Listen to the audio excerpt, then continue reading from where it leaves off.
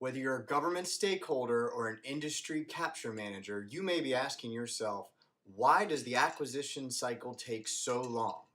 Stick around and I'm going to break down the acquisition life cycle for you. Hey there, Agile acquisition enthusiasts. It's Friday night. Welcome back to the Underground Digital Tiki Bar. On tonight's episode, I'm going to break down the acquisition life cycle for you. But first, cheers. Okay, we all know that the acquisition process takes a really long time. But what are the reasons that cause it? Now, there's all sorts of areas we could go and dive into here, and I'm going to stick to the really basics of what's going on behind the scenes when an acquisition is getting pulled together before it even ever goes out on the street, and then what happens as you bid on it and get your responses back and find out whether or not a vendor is won or not, or whether or not they're going to go to further discussions, right? So when a requirement is first established in the government, well, it goes way back beyond that even, right? So in order to get money, agencies have to submit a budget request to Congress. They have to then get that money appropriated.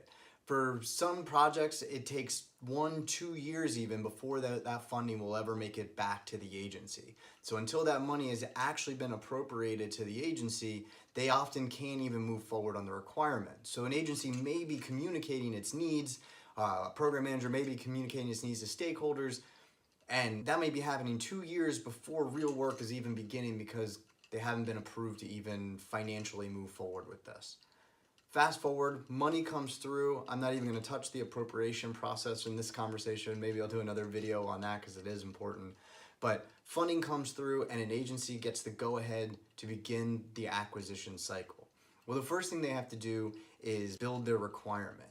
And of course, we can talk about Agile versus Waterfall and how to streamline this. But when it comes down to it, to some extent, you have to build your requirement. And building that requirement means talking to stakeholders, understanding what your needs are, understanding the other systems that it's going to interact with, pulling all of these things together in a living and breathing environment where things are constantly changing, and trying to document all of those needs so that you can present it to industry so someone other than just the incumbent would actually be able to bid on the requirement. That process can take anywhere from 3 to 6 months in a very streamlined, agile acquisition to 2+ years in a traditional government acquisition cycle. It goes through numerous iterations, reviews, configuration boards, approvals, acquisition strategy panels, just to agree on what the basis of the requirements are. Then once the requirements are formulated, market research begins, where they start looking at industry, finding out who's out there. Are there small businesses that can do it? Does it need to be set aside per the rule of 2 under FAR Part 19? Does it go out to some other further defined category? What acquisition vehicles are available? Do you use federal supply schedules under FAR 8.4, existing indefinite delivery, indefinite quantity contracts under FAR 16.5? There's so many different choices to be made. There's so many different things to consider. Going out to industry, letting industry know what's going on, what it's going to look like, getting feedback from industry, and then reshaping what you've already created. All along, things within the agency are changing, so that causes revisions to documents. Oftentimes, that has to be cycled back through. Depending on the size of the acquisition, it may have to go up to leadership boards to get approval, so on and so forth. This is a very lengthy process. Once you have your requirements approved and your acquisition strategy approved, you then go out to industry and you tell them, we're going to synopsize it. We're telling them we're getting ready to release this requirement. And then you actually release the requirement. Now, in some cases, you can consolidate those under FAR Part 5. It depends. You can do a combined synopsis and solicitation. But typically, if you don't, it's going to be 15 days on FedBizOps, which is the government point of entry. Just letting industry know that it's coming, what it's going to look like, if they have an opportunity to raise questions about that. And then a minimum of 30 days for the acquisition to be out there for proposals to come in, 45 days if it's research and development.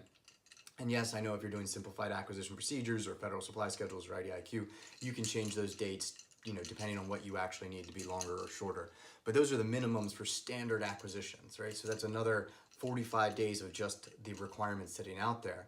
Of course, 45 days doesn't feel like a very long time on the industry side, where they have to pull together this very beefy response to long requirements documents with limited page counts and lots of statement of work items or statement of objective items that they have to respond to.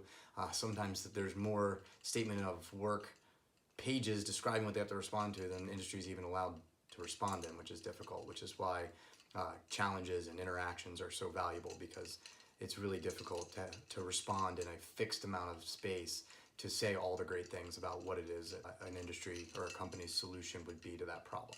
But I digress. So industry looks at the requirements, they have this time frame, they start seeing all these problems because look, even with all that time, there's going to be mistakes. Industry comes back during the Q&A phase, raises all sorts of questions, points out problems. The government recognizes some of them are right. They have to fix them now. Well, now that they're fixing them, industry can't actually even move forward on the response because there's critical questions that need to be answered before they can make their strategic decision. So what ends up happening is the schedule slips, and that can slip for weeks, days, weeks, months, who knows, depending on the significance of the findings in the questions. But regardless, once that happens, the schedule gets slipped a little bit, and then industry submits their proposals. Whew, everybody take a deep breath, unless you're now on the government side where you're now on a timeline to try and review all of these different proposals. You know, sometimes you get one, sometimes you get 30, and you have to go through each and every single one. First, make sure they're even compliant with the requirements of submission before you even evaluate them. And then you have to go through and evaluate the technical solution, evaluate the price. Sometimes you have to go out to a DCMA and get audit findings for these. All this can take time. You have to go find comparison rates. The tech team is going through and rating against all the different evaluation factors and sub-factors, documenting strengths and weaknesses, ultimately coming to a recommendation, which then gets recommended to the source selection official. Source selection official may make a decision to accept the recommendation or send it back for further revisions and reviews and more detail. All of that then has to go through legal review, more contracting officer review, to let industry know they've either been selected, not selected, or that there are questions that need to be asked so more information can be provided to the government and so that the selection can be even further refined. Oftentimes that's what happens, even though we always say we intend not to have discussions. We go into discussions, industry then has more comments and questions.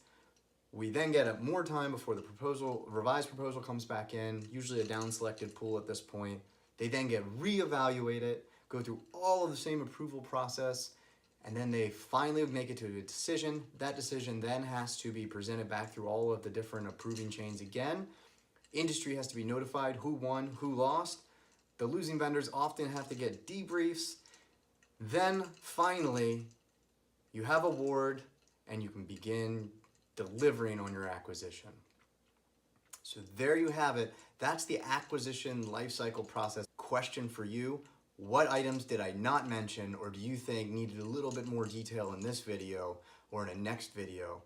But let me know if I've left out really key parts that you think are critical to the process that adds to that timeline. So there you have it. That's the acquisition lifecycle from my take.